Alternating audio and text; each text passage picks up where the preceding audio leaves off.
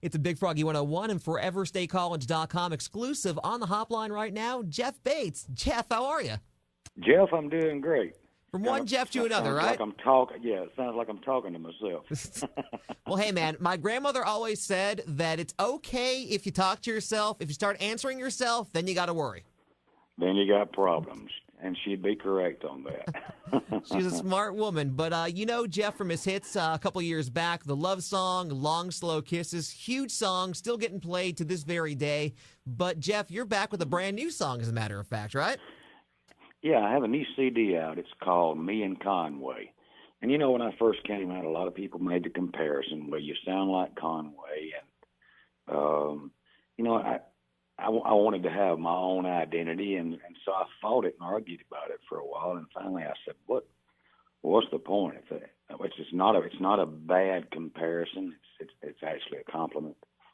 And so the new single off there is a song that I wrote with a couple of friends of mine called That Thing We Do.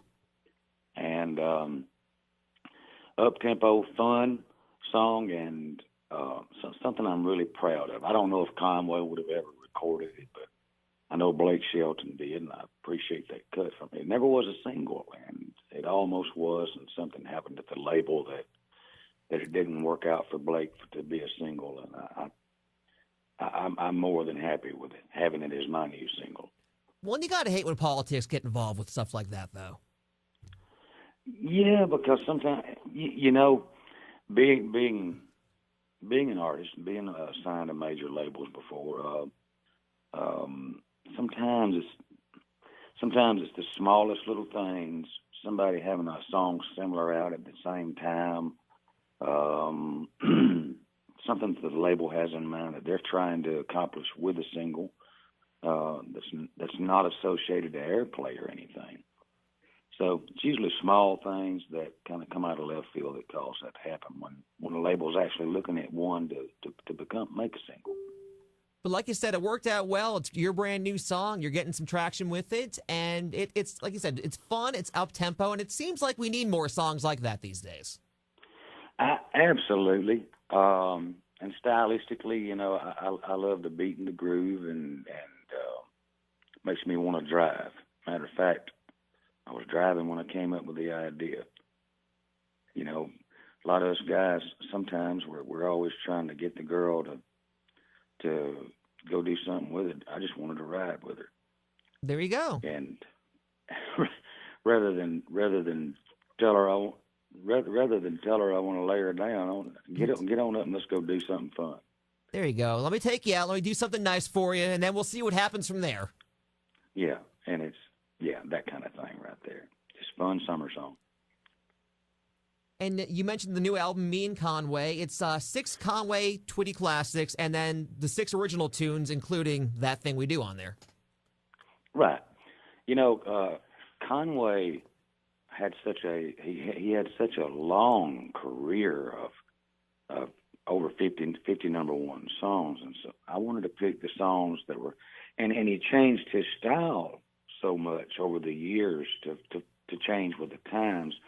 So what I did was basically take 6 songs of his that were my favorite songs, had an impact on me personally, that I've performed before, and from an era, like a 10-year period, and then write songs that fit within that same vein, so that if you're not familiar with Conway Twitty and you listen to this CD, hopefully you won't be able to tell the difference on whose song is what. If you are a Conway Twitty fan, then you've got 6 Conway Twitty songs where I tried to remain true to the source material with updated studio sound, and 6 new songs of mine. Something I'm really, really proud of. It's actually my first shot at producing solo. So I wrote half of it and produced it and sung it, and there it is, and I'm extremely proud of it. When you actually called up Loretta Lynn, and she stopped over and recorded a duet with you on there, right? She did. It was a song. The song was 40 years old. You know, it was a hit song 40 years ago. Obviously, about as country as you can get, but to have an icon, a legend like her, redo a duet that she had a hit with Conway Twitty on. That was like the ultimate compliment and most fun and best thing that could ever happen. So what's it like when you're in the studio and like Loretta Lynn just comes walking in? Like, what's that moment like when like you realize, hey, Loretta Lynn's standing right next to me, and is like you're like a mind blowing kind of thing? It is for about 60 seconds. Loretta, I mean, if you get to thinking, if you get in your own head while she's in there, you can kind of go south. But maybe you are standing there beside somebody who is a living legend. But Loretta is so down to earth and so down home and fun. I mean, she's a great personality and a sweet heart, sweet spirit, and just still sings so great.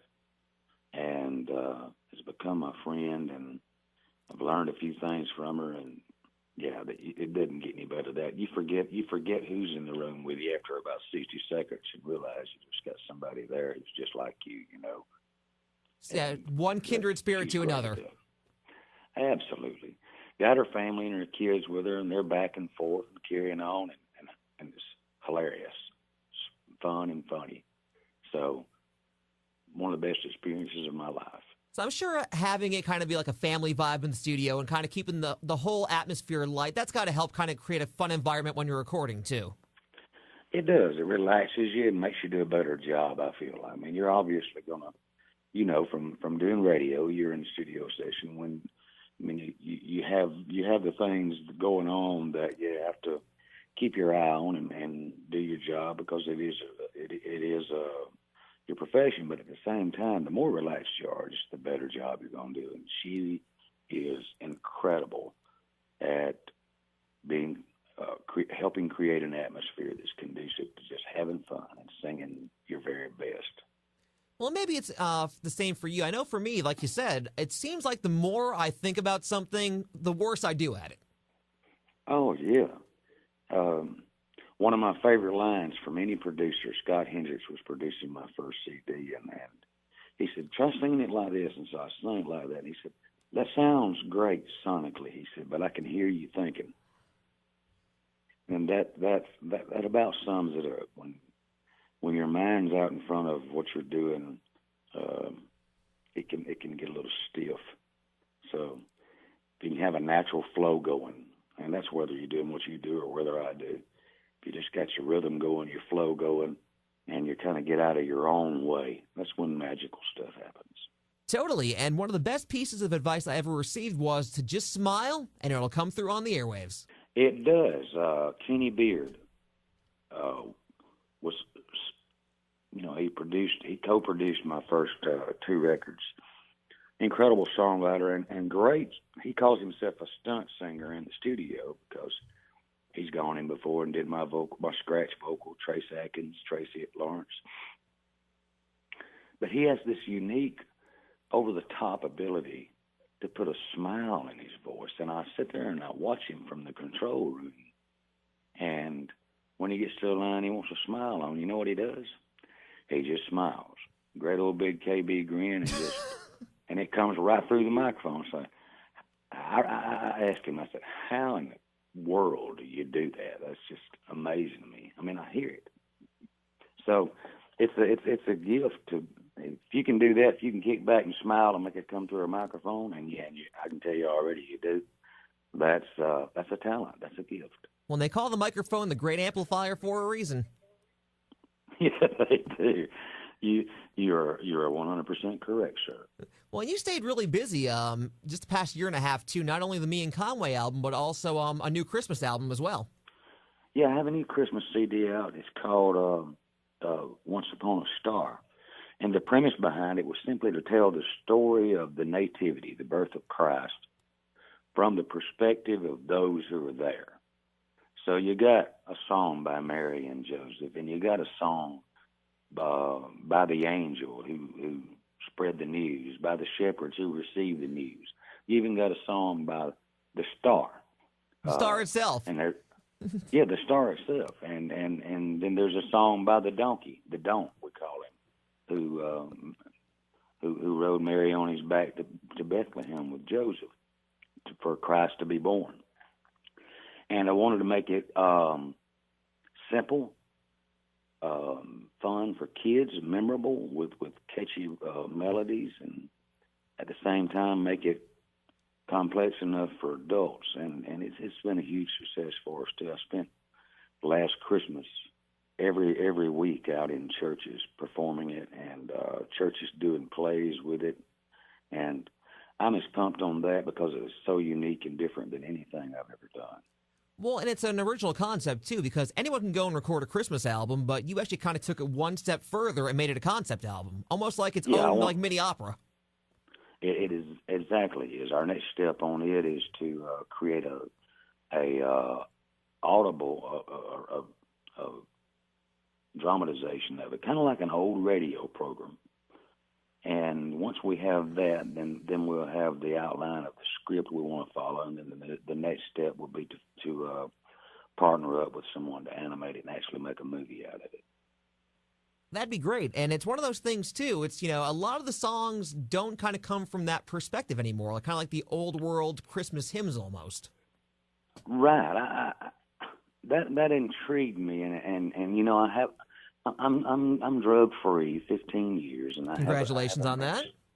Thank you. It's all God's doing, man. I just became willing to do the work.